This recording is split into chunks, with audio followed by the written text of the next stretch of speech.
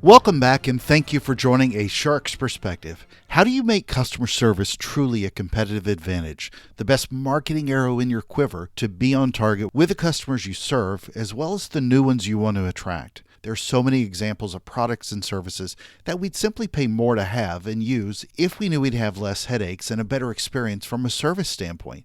But that's often not the bait. Most have plenty of phone numbers to call, for example, when to buy, but think how very few have numbers easy to find when you simply need service. So how to use the level of customer service that's provided by that experience to provide better marketing to potential consumers to show them how you can make them feel. John DiJulius is the President and Chief Revolution Officer of the DiJulius Group, a keynote speaker and the best-selling author of 5 customer service books, including The Relationship Economy, Building Stronger Customer Connections in the Digital Age. And on this episode, we'll discuss customer service and customer experience, the youth and wisdom of your CS teams, the relationship costs of digital employee and customer satisfaction, the Customer Service Revolution Conference, chicken sandwiches and sweet tea, that Cleveland baseball team's record, great whites and great hammerheads, and a lot more. So let's tune in to a Chief Revolution Officer with a revolutionary Chief Shark Officer on this episode of A Shark's Perspective. John, thank you so much for joining us today on A Shark's Perspective. If you would, tell us a little bit about your background and your career to date. My pleasure. John DiJulius, Chief Revolution Officer of the DiJulius Group. And the DiJulius Group is a that only focuses on helping businesses build a world-class customer and employee experience. And our purpose is to change the world by creating a customer service revolution. I love the title because I call myself the Chief Shark Officer. So I love when somebody plays it up a little bit different. Tell me about your book that came out in 2020. The Relationship Economy. Yeah, it's the tagline to that is building stronger customer connections in the digital age. And, it's couldn't be more apropos today. Yeah. The fastest growing thing the last 10 years plus has been the digital revolution in all business. And now we've been forced to adopt it even more, even, people who didn't want to adopt it. So it's just about, listen, technology is great. And it creates a lot of conveniences in our lives, but it comes at a significant cost. And that cost is, the relationships. And so it's about balancing the technology and using it for the conveniences while still maintaining what's most important to employee satisfaction, to customer satisfaction, and just overall happiness. And that's, building the relationships with people. Well, I say talk, but I probably use the word complain is probably a better way to describe this, but I complain about this subject a lot. Dig a little bit deeper and tell me what it is that you find that a lot of companies aren't aware of that they're missing from that digital misconnection, if you will. Yeah, listen, technology is not the enemy. Using it to, be exclusive with your customer experiences. So, there's tons of examples of companies penalizing the customer if they call in and want to speak to someone because they're trying to force you to use their cell find the phone number. Right. And then they bury it for that reason, right? And they want to, force you to the self-service kiosks and chat bots. And some of those things are great. And I love them because I don't need to call in, but there is, times where I don't understand and I want to talk to someone about this and I'm not getting my resolution. And that can be very frustrating. And then, they also, we're living in a touchscreen age and that's not generational specific, right? All generations are using devices now more than we ever have. Now, there are generations that have only grown up knowing that, but, people like me and older, that didn't come around for the first 30 years of our lives.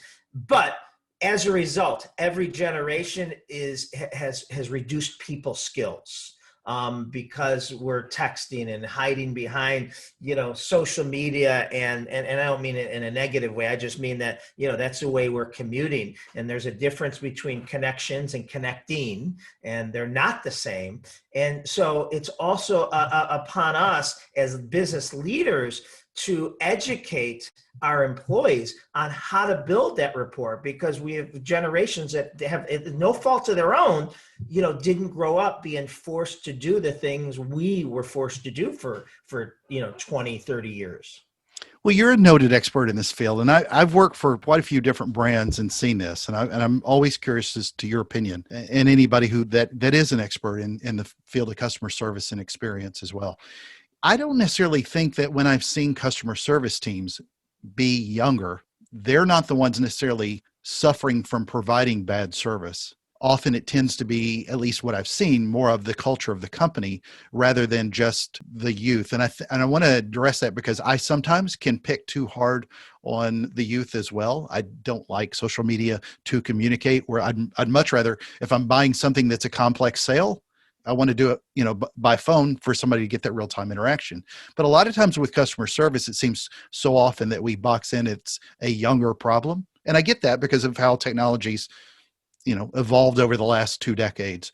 But at the same time, if you look at a lot of those teams, it's not necessarily that the younger ones don't communicate as well as the older ones.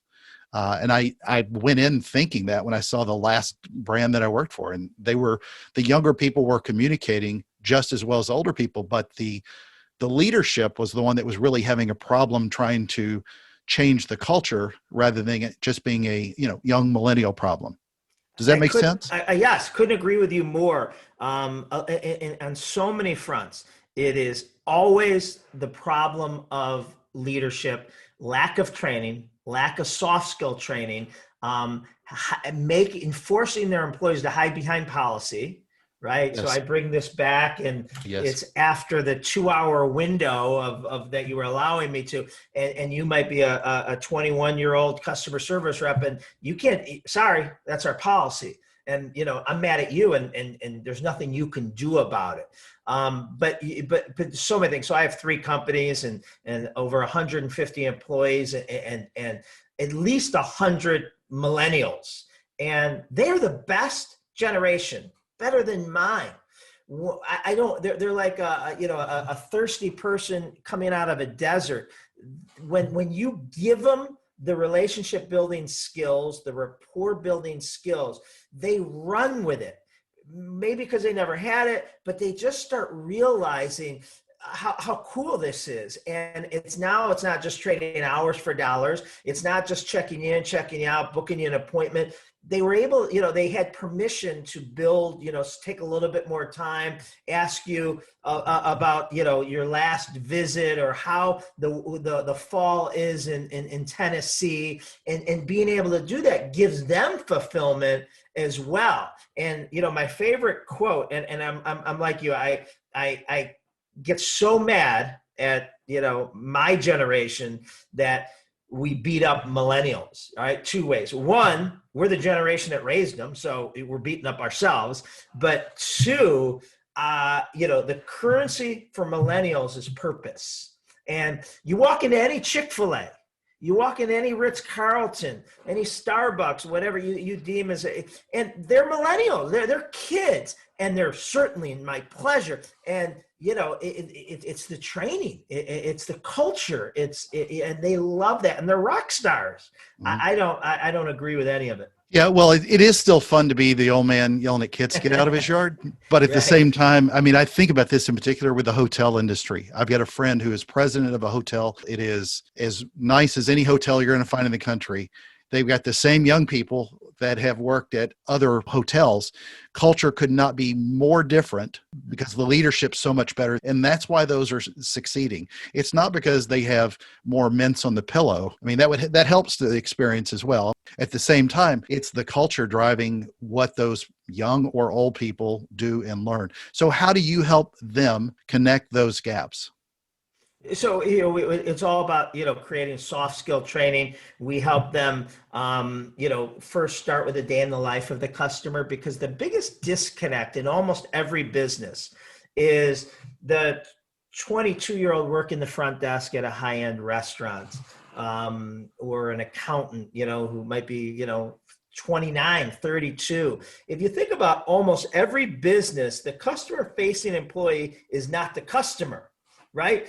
22-year-olds aren't going to the 5-star resort unless they're going with their parents. Typically, the guests are 45 years old and older. Whatever that business model is, the accountant is working with a CEO who's in his or her 50s. And it doesn't mean we change who we hire, but you have to, understand a day in their life and why they're hard to get a hold of and why they might be on edge and why they might be exhausted and why they might. And so you're more present, have more compassion and empathy, and understand how your expertise can really help, save their day, make their day, whatever that may look like. So, creating some non-negotiable standards are probably our most popular thing that we teach, everyone to do, is to build relationships, is focus on people's Ford, F-O-R-D. And if you focus, be it a 3-minute conversation or a 30-minute conversation, if you can learn, two things of the Ford, you not only built a relationship, you own the relationship. So Ford stands for family, occupation, recreation, and dreams.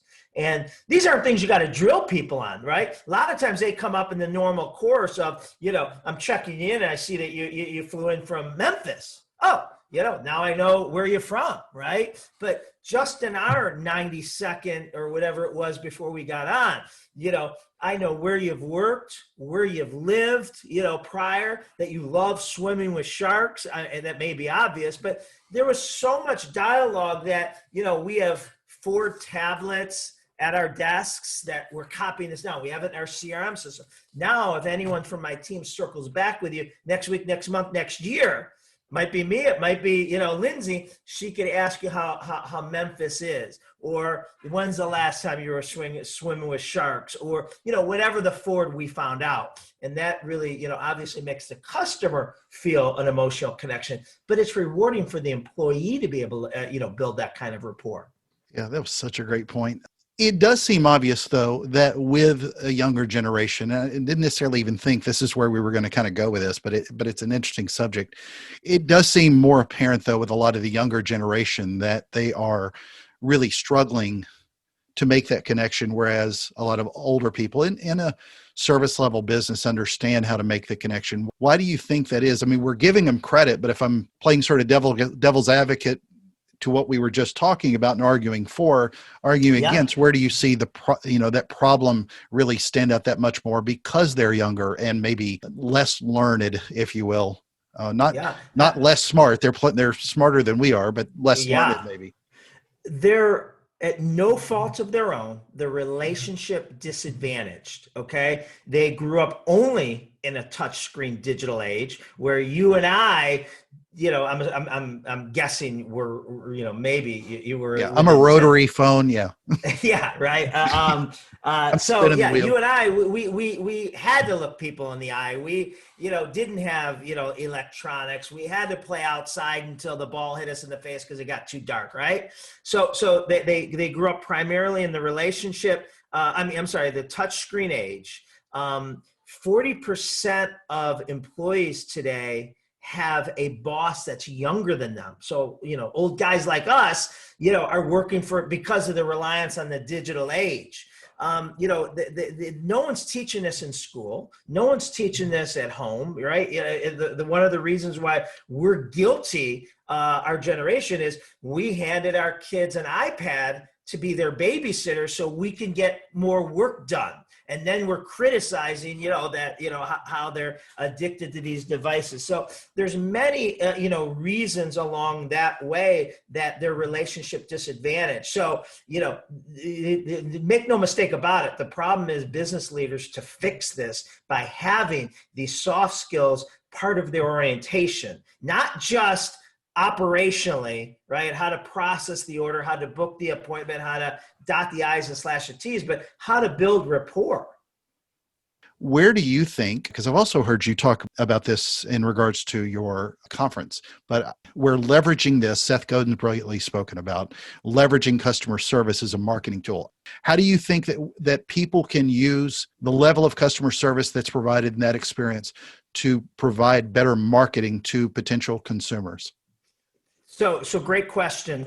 The number one thing today to make a company be the brand customers can't live without are those that make a customer and employee feel something. All right. And that's critical because most, interactions today are transactions and there's no feeling. It's a push of a button. It's a one click and it's whatever. And so when you go into marketing, that's why to Apple, you'll never see a commercial that, talks about the weight of their product, the speed, the RAM, but they are conveying an emotional feeling that, FOMO, right? I got to have it.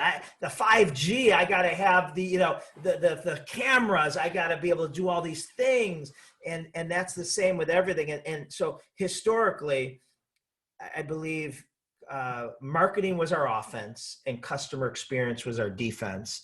Customer service was our defense, meaning, what you were talking about earlier, go out and advertise like hell.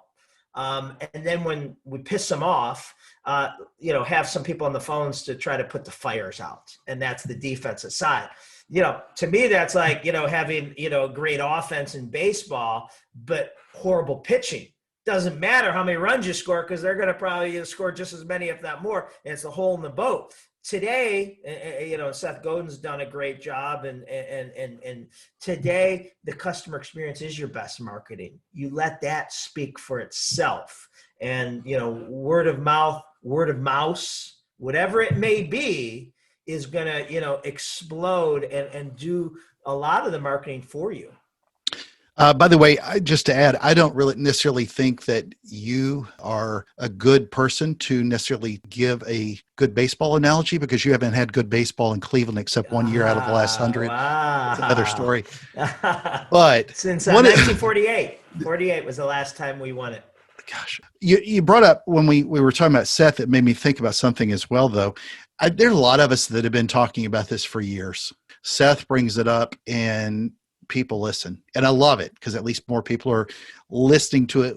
But you've probably said some of the exact same things before. Why do you think business leaders sometimes just don't listen to a lot of the experts out there that have been screaming this for years? It's hard work. It's everything, that I think any expert talks about.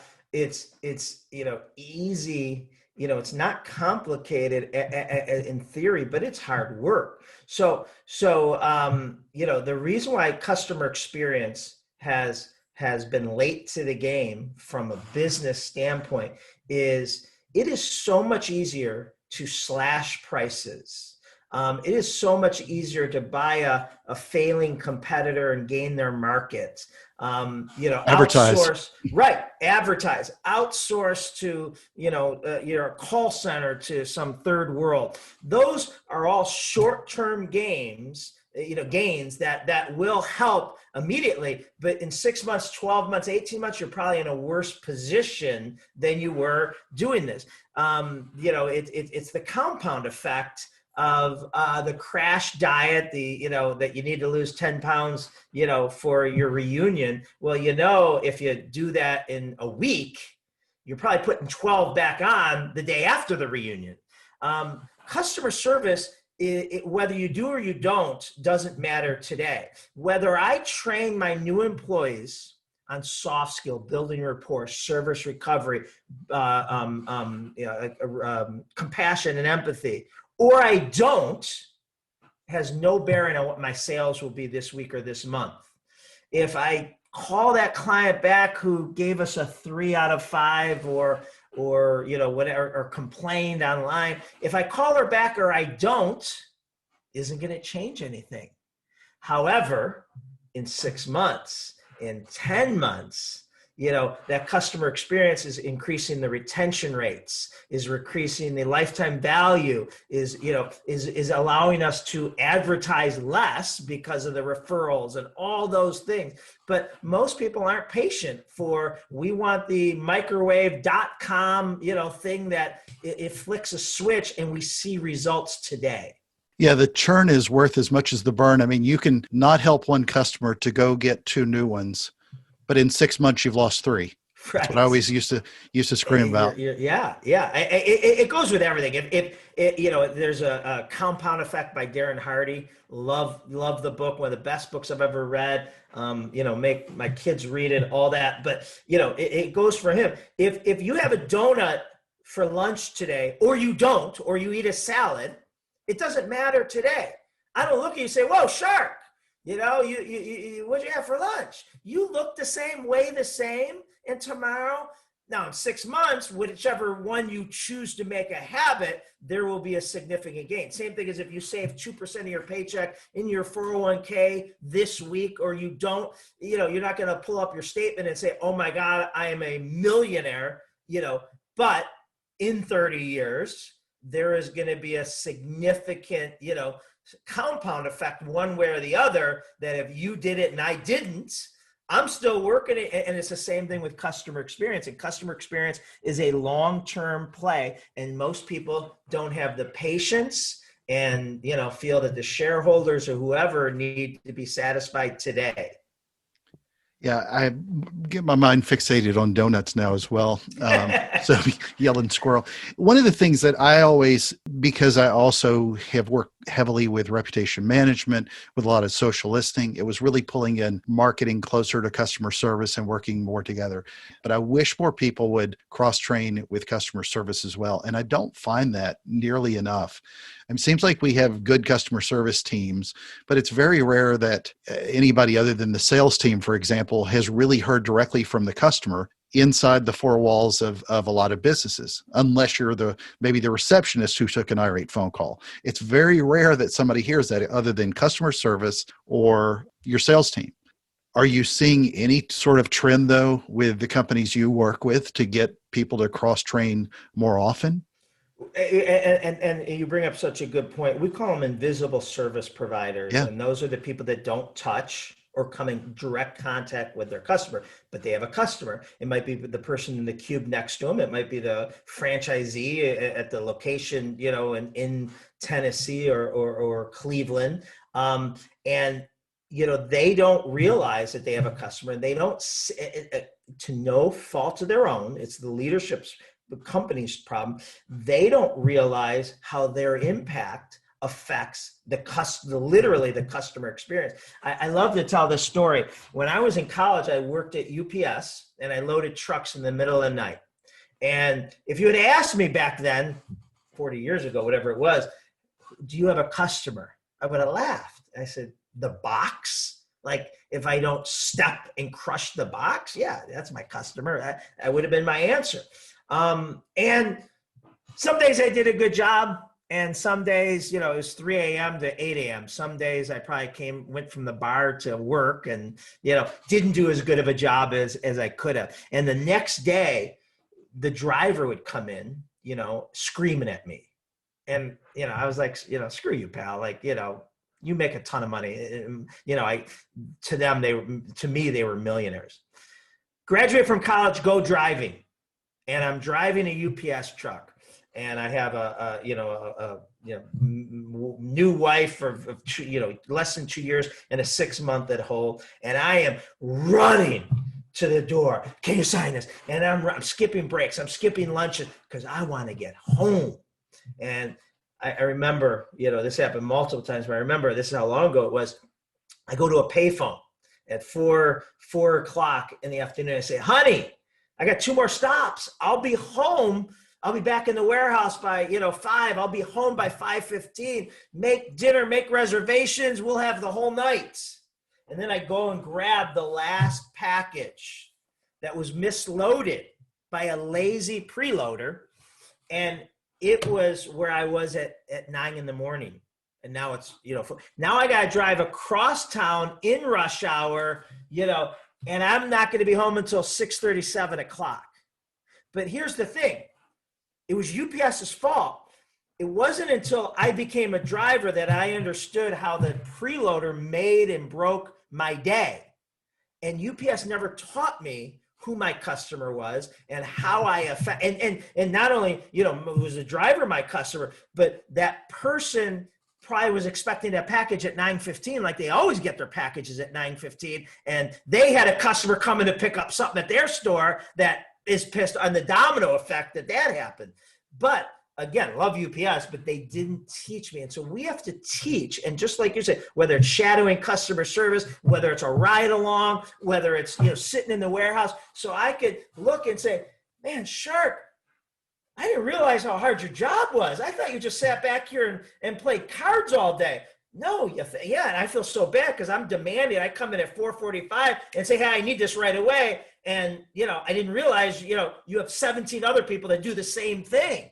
And now I'm going to be a little bit, hey, Shark, I know you're busy. You do a great job. When you get a chance, can you get me this, right? It's a totally different approach. So I know I went off on a tangent there, but it was a great, point that you brought up about the invisible service providers and the organizational teamwork. Even if I'm customer service and you're sales, I'm mad at you for overpromising, and now I have to deliver what you overpromised just to get them to sign the contract, and vice versa, but I need to see what that's like and why, if you don't make that promise, we're going to lose them to our competitor. And, now I understand, that you're not just bullshitting to sign and get a bigger commission. You're, keeping the business in house. And vice versa. You, the sales, the account executive that's out running around needs to understand how I have to pay for those promises. And, I get beat up because of it. And those things, customer facing positions aren't, realizing how they affect each other. Well, it's very rare, and I say this except with with larger companies, it's almost a standard this way that you find this disconnection. At smaller ones, you generally find a little more just because you're wearing many hats. Right. But Right. if you're at a larger company, if you're on the marketing advertising side, most of the time, the only time you're going to hear from a customer is when you read an NPS score or you listen to some calls through a call intelligence software. And that drove conversions. I've been there as well, or saw it on reputation management. Saw it through your what somebody posted as a complaint on a social feed. If you're in accounting or billing, unless somebody's late on the bill, you're probably not going to know who the customer is. Unless you're sales and the customer tells you himself, they're not interacting most of the time with, hey, how did John Smith or Mary Susan do? You're not asking the marketing department. And unfortunately, so many of the departments are so disconnected. Because if you ask most people, most companies, other than seeing somebody's name on an invoice or looking in a database and seeing CRM data about them, very few people know any of their customers by name. And it's really kind of a sad state that we've gotten to that point. But I know it becomes a real problem from a growth standpoint because you're losing as many or more. And until then, that's when people start to notice. But tell me a little bit about the customer service revolution. Well, it was 12 years. We've had it in Cleveland every fall, every October, and it's just gotten bigger and bigger. And last year, it's a conference for customer service? It is and it isn't. We have motivation, we have leadership, we have social media, we have, people in all, which all supports the customer experience, right? And the employee experience. So it's usually, it's always 2 days in the fall. And this year we had to pivot to a virtual. So we had it every Thursday in October, Thursday afternoon, and we had 1,400 leaders register, and we've had a lot of your guests, Guy Kawasaki and Seth Godin, and we had Ken Blanchard and Jesse Itzler and Tom Bilyeu, and just a host of others. So it was really good. We hope that next year we can go back to the live because I don't think anything ever replicates the energy. I have people that say, I don't know if it will. And I when it can, they say, I don't know if people will ever go back. I said, listen, you could, whoever your band is, your Kiss or, I'm thinking of, well, I don't know enough young bands, but, we could sit at home and watch them on YouTube and play the 8-track, whatever the heck they play these days on iTunes. Or we go to the concert, and we still go to concerts because you can't replicate the energy and the community and, all those things. And years ago, we could have just stayed home and watched Simon Sinek or anyone on YouTube, but we pay a lot of money to go to these conferences and be part of these conferences because, not only seeing them, but sitting next to someone and learning about them and going, on break and saying, well, how do you do that? And how do you do that? And it going all the way into midnight and getting away from it all. So I think, those physical conferences there'll be a hybrid, but I think they'll never go away. Well, you definitely need a revolutionary shark. So yes. Some We will have that. We will have that. One of the things I think that to keep it timely as well as timeless, but obviously 2020 has given us a new way to look at what we were doing wrong and what we need to fix. Are you seeing that, at least from what you're hearing from other people in the field, that this is being addressed properly for going forward? Because it's very easy. It was easy for me at the start of the pandemic to think that customer service was going to fall off of a cliff. And it has, to some degree. Your wait times are longer. However, a lot of the people that we wait on now are a lot more empathetic than they used to be. And that's at least one plus. I'm not screaming as loudly on calls anymore. It goes both ways, right? Because you have empathy fatigue. Oh, absolutely. And empathy fatigue is normally for the industry, funeral homes and technology that deal with, high customer pain. But now we all are dealing with people who have more shit going on in their life. And those businesses that can be an escape and provide, a rapport, be it for 3 minutes, 3 seconds, whatever, that we're not timed. Imagine our dialogue if, our bosses said we had to do this podcast in less than 6 minutes, right? It would be like, all right, I got, and you'd be asking the questions a lot quicker and you'd be forcing me to answer it. And, what experience would that have been? But going down rabbit holes is some of the best experiences that you could have when it's not, overly structured. I think listen, I keep on saying there's so many gifts in this pandemic if you look for them, if you're not a victim. And I have no doubt that the most successful entrepreneurs and businesses will look back in probably 6 to 18 months and say 2020 was actually our best year ever because what it forced us to do.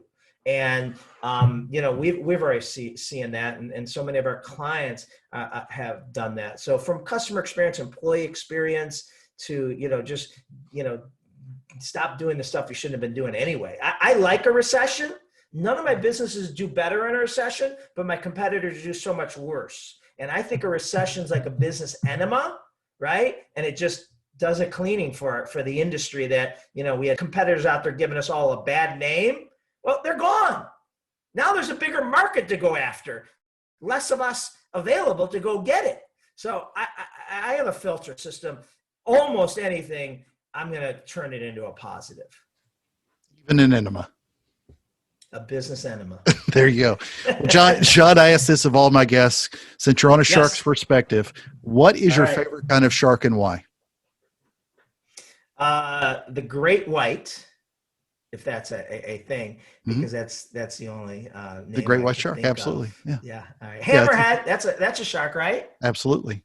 Okay, I don't know sharks. Yeah, that well, you even have great hammerheads. I've been swimming with both before, so great hammerheads are huge and beautiful as well. Well, John, it's a special time in my show. Are you ready for the 5 most interesting and important questions that you're going to I thought that was the first one. That's sort of a teaser. Okay. These are more so we get to know you a little bit better. It's not as hard as that. No, it's a lot easier than that. Let's talk Fords. Ford Mustang or Ford Bronco? I love the Bronco that they're building. The new one, the new Bronco looks good. It looks so cool. My youngest son needs a car, and I want that car, so I might use it as an excuse that I'm buying it for him. Yeah, there you go. All right, number 2. You mentioned this earlier, and I'm a big fan of these guys, but you're welcome to pick the other. We're talking a little bit about service as well. It's Chick-fil-A or Popeyes? Which one of the chicken sandwiches are you going for? Chick-fil-A. I think Chick-fil-A is the Ritz-Carlton of all fast food restaurants. I could wait an hour and a half for their sandwich and iced tea, and it's worth it. And they're polite, nice about it. This probably won't help me get a speaking Where we live, Popeyes, but there's no yeah. Popeyes, or very few. So Well, their sandwich is fantastic. I've just had issues with waiting Sure. too long and the employees being rude. All right, we talked a little bit about the lowly Indians in Yes. baseball, but number 3 is Omar Vizquel or Kenny Lofton. Omar Vizquel. Yeah, it's kind of hard to beat. Yeah, I mean, he's gonna make the Hall of Fame. Absolutely. All right, number 4, we talked a little bit about donuts. Krispy Kreme or Dunkin'? God, double stuff Oreos. I haven't had a donut. I haven't had it. Is that crispy? That's crispy, isn't it? No. Was that Dunkin'? Oreos is no, neither. You'll take double stuff. Yeah. No, one of them's got an Oreo cookie though. Maybe I haven't had a donut in a long time. So again, I was probably more educated on the Sharks, but I do have my weaknesses. It's more the double stuffed Oreos, and I always say my last meal would be a big bag of double stuffed Oreos and a gallon of milk. So I'm not good on the donuts. Sorry. Well, you'll live a little bit longer. And number 5, and the most important question you're going to be asked today is biscuits or cornbread? Cornbread. Good man. That's a Southern question. We don't have that up here. Yeah, they do. I get biscuits when I'm in New York at the office all the time too. So it's harder to find, but biscuits are up pretty. Here, it's pizza or pizza. True. Yeah, but you live in between. So you got Chicago versus New York. It's a different kind of pizza. So John, where can people find out more about you, your company, get a copy of the book and more? DiJuliusGroup.com, DiJuliusGroup.com, or John@DiJuliusGroup.com. You can email me any questions or anything. Be happy to help. Awesome. John, it's been an honor and a pleasure. Thank you again for being with us today on A Shark's Perspective. My pleasure. Thanks for having me.